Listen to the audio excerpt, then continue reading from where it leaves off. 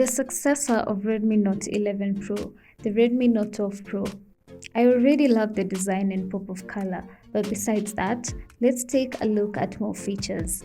Hi, it's Joy from Phoneplace Kenya. A 5000 mAh battery with 67 watts fast charging system. The Redmi Note 12 Pro features a 6.67-inch OLED screen with 120Hz refresh rate.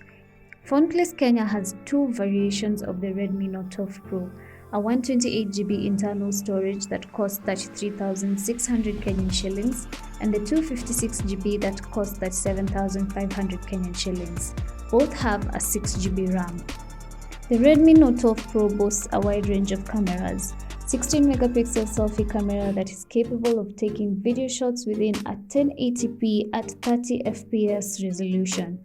The rear camera consists of a 50-megapixel wide main camera, an 8-megapixel ultra-wide, and a 2-megapixel macro sensor. Besides that, this phone runs on Android 12 MIUI 13 OS and is powered by a MediaTek Dimensity 1080 processor that ensures efficiency and fast processing of commands.